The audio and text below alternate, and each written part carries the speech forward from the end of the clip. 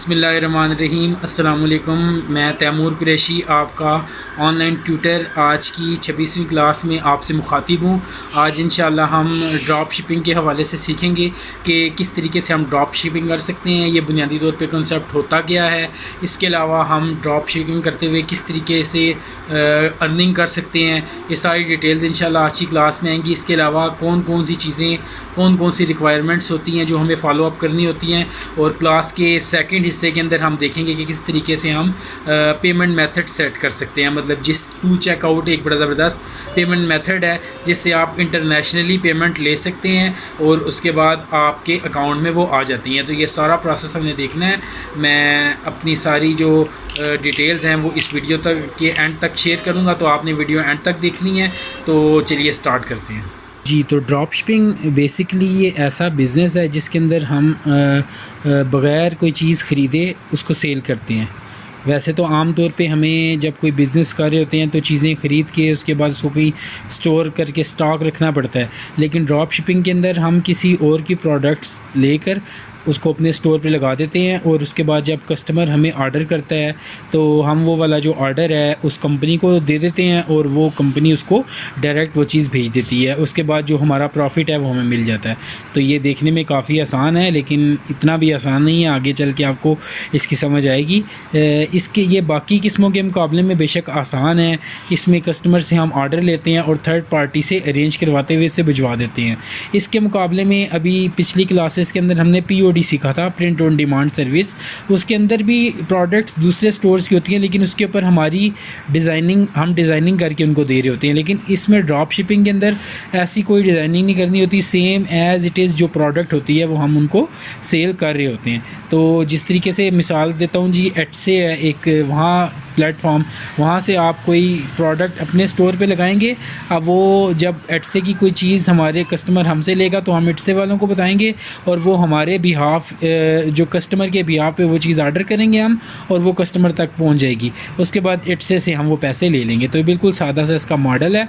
तो जहाँ इसके बहुत सारे फ़ायदे हैं उसी तरीके से कुछ इसके नुकसानात भी हैं। जैसे मिसाल के तौर पर अगर कस्टमर है उसको पता चल जाए कि आप किसी और की चीज़ दे के सेल कर रहे हैं और वो बाज़ का रिसर्च करता भी है, तो हो सकता है कि वो भाग जाए, मतलब वो आपसे दोबारा चीज़ ना परचेज़ करे।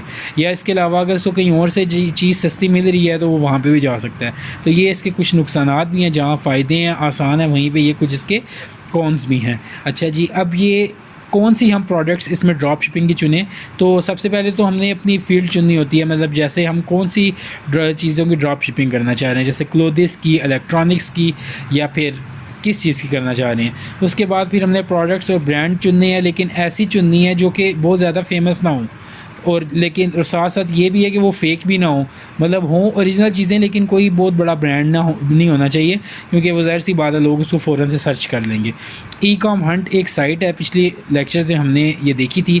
इसकी भी मदद लेके हम प्रोडक्ट्स चुन लेते हैं, और ऐसी प्रोडक्ट्स हों जो पैकेट हों। ये वो प्रोडक्ट्स होती हैं जो जल्दी डिलीवर हो जाती हैं और इनको ट्रैक करना भी आसान होता है। इस तरह फ्री शिपिंग की भी अगर आप ऑप्शन साथ दे दें तो ये तो समझ लें सोने पे सुहागा वाली बात है। तो ये ऐसी प्रोडक्ट्स आपने चुननी होती हैं। इसके अलावा कुछ टेक्निक्स और भी मैं आपको बताता चलूँ कि आपने ऐसी प्रोडक्ट्स सेलेक्ट करें जिनके 300 या उससे ज़्यादा ऑर्डर हो चुके हों। मतलब बिल्कुल नई नई प्रोडक्ट ना हो, क्योंकि उसके अंदर कुछ नुकसान का भी या उसका कामयाब होने का भी रेशो कम होती है। इसके अलावा रेटिंग होती है, जिस जगह से आप ले रहे हैं जैसे अली एक्सप्रेस या कहीं से, तो 4.5 से ज़्यादा रेटिंग हो उसकी, और कम कीमत लेकिन ज़्यादा मार्जिन रखने वाली प्रोडक्ट्स हों। इसी तरह इसके कुछ फ़ायदे हों, और प्रोडक्ट की तस्वीर भी, इसकी तस्वीर भी मौजूद हों, बल्कि बाज़ का आजकल तस्वीर तो क्या वीडियोस भी अवेलेबल होती हैं। तो ये आपने इन चीज़ों को देखना होता है, और ये भी चेक कर लें कि प्रोडक्ट पहले कहाँ कहाँ दस्तयाब है। इसके लिए एक कॉन्सेप्ट है कि रिवर्स इमेज सर्च, यानी कि आप कोई भी इमेज उसका डाउनलोड करें प्रोडक्ट का, उसके बाद गूगल पे अपलोड करके देख सकते हैं ये प्रोडक्ट कहाँ कहाँ पे पहले अवेलेबल है, और ताकि आपको पता चल जाए अपने कंपेटिटर्स का और आप बेहतर अंदाज में इसको सेल कर सकें। अच्छा जी, अब कैसे आप ट्रस्टवर्दी सप्लायर चुनेंगे? इसके लिए तो एक चीज़ ये है कि हमेशा कम कीमत की तरफ ना भागें। ये ना हो कि आप कहें जी सबसे सस्ती चीज़ हम लेके वो कर लें, उसमें आपको नुकसान हो सकता है। इसके अलावा ऐसे सप्लायर चुनें जिनका जो फीडबैक है वो पॉजिटिव फीडबैक 95% या उससे ज़्यादा हो। 100% तो किसी का नहीं हो सकता, लेकिन ज़्यादा जो है वो 95% या उससे ज़्यादा फीडबैक हो तो वो है। ब्रांडेड प्रोडक्ट्स के बारे में बतात रहे हैं, अभी पहले भी आपको बताया था। और इसके अलावा आप देखें जी, जिस सप्लायर से आप ले रहे हैं कि जब आप उसको कोई क्यूरी कर रहे हैं तो फ़ौरी तौर पे आपको जवाब दे रहा है, तो अगर अच्छा रिस्पांस रेट है तो फिर आप वो प्रोडक्ट ले सकते हैं। और इसके अलावा मार्जिन हमेशा मुनासिब रखें, बहुत ज़्यादा भी कमाई के चक्रों में नहीं पड़ना और ये भी नहीं करना कि अपना नुकसान हो जाए। तो ये दरमियानी चाल आप में चलनी है। आहिस्ता आहिस्ता जब आप ड्रॉप शिपिंग करेंगे तो चीज़ आपको क्लियर होती जाएगी। अब कहाँ से करनी है, इसके मुख्तलिफ प्लेटफॉर्म्स हैं, जैसे अली एक्सप्रेस भी है, अमेज़ोन तो बहुत मशहूर है, इसके अलावा एटसे, वॉलमार्ट, अब्रेलो और ईबे भी है। तो इंशाल्लाह कल की क्लास में हम डिटेल में देखेंगे कि आप कहाँ से और कैसे कर सकते हैं। तो अब हम अपने आखिरी हिस्से की तरफ बढ़ते हैं, जो कि पेमेंट मेथड्स है, जिसकी बात मैं कर रहा था स्टार्ट में की है। ये टू चेकआउट एक पेमेंट मेथड है। ये पेमेंट गेटवे होता है जो हम अपनी वेबसाइट पर पेमेंट रिसीव करने के लिए इस्तेमाल करते हैं।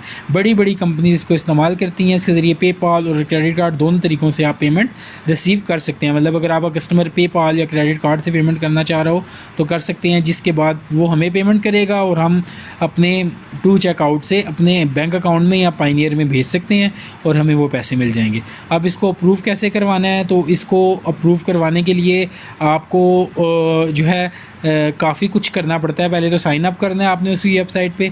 मैं अभी आपको वो साइन अप करना सिखाऊंगा और उसके बाद फिर आप उसका फॉर्म फिल कर लें। टेक्निकल चीज़ ये है कि इनको कंप्लीट वेबसाइट चाहिए होती है कि मतलब आपकी वेबसाइट पे तमाम प्रोडक्ट्स ऐड हों और उसमें इनकी कीमत भी आ रही हो।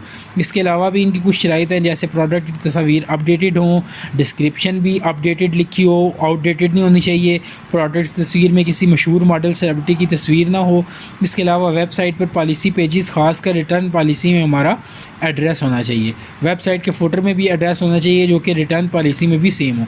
जब हम इन चीज़ों को फॉलो करेंगे तो फिर हमारा टू चेकआउट आराम से अकाउंट बन जाएगा। इसके अलावा भी हमें कुछ प्रूफ चाहिए होते हैं, जैसे कि business NTN number, address verification होनी चाहिए, ठीक है, जो हमारी डॉक्यूमेंट हो जो हमारी ऑनरशिप साबित करे, जैसे इलेक्ट्रिसिटी बिल या इस तरह की कोई चीज़ होनी चाहिए। और आखिरी चीज़ ये है कि जो रिसीट हमें सप्लायर प्रोडक्ट्स लेते वक्त देता है वो भी चाहिए होती है। स्टॉक की भी तस्वीरें आपसे मांग सकते हैं, लेकिन उसका हल ये है कि आप किसी भी जगह बनवा लें और कह दें जी कि ये हमारा स्टॉक पड़ा हुआ है। ड्रॉप शिपिंग का आपने नहीं बताना, वरना आपको अप्रूवल नहीं मिलेगी। इनको कहना है कि ये फ़िज़िकल प्रोडक्ट्स हैं जो हमारे पास मौजूद हैं और हम सेल कर रहे हैं। तो इसके अलावा पाकिस्तान में पेमेंट मेथड्स जो हैं वो जैज़ कैश और ईजी पैसा भी हैं, लेकिन अगर आप उसको अपने शॉपिफाई स्टोर के साथ करेंगे तो थोड़ी सी आपको दिक्कत पेश आ सकती है। बहरहाल टू चेकआउट से तो बहुत ईज़िली ये काम हो जाता है। उम्मीद है कि ये सारी चीज़ें आपको समझ आई होंगी। इंशाअल्लाह ज़िंदगी रही तो कल आपसे अगली क्लास में मुलाकात होगी। अपना बहुत सा ख्याल रखिएगा। अल्लाह हाफिज़।